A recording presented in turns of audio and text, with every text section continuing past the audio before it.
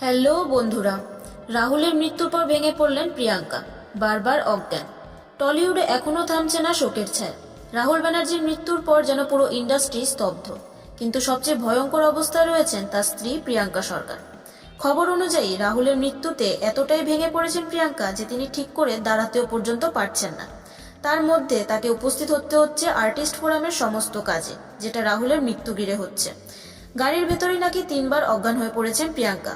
এমনকি এফআইআর করতে তালসারিতে যাওয়ার সময় বারবার যাত্রা থামাতে হয়েছে প্রত্যেককে তার শারীরিক অবস্থার জন্য। সবচেয়ে কষ্টের বিষয় পুত্র সহজ, যার জন্য না চাইতেও শক্ত ছিল প্রিয়াঙ্কা, কিন্তু রাহুলের স্মৃতি যে তাকে শক্ত থাকতে দিচ্ছে না।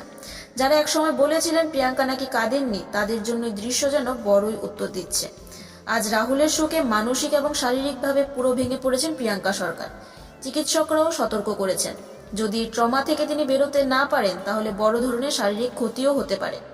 একটা প্রশ্ন থেকে যাচ্ছে, সোশ্যাল মিডিয়ায় আমরা কি খুব দ্রুত বিচার করে ফেলি না?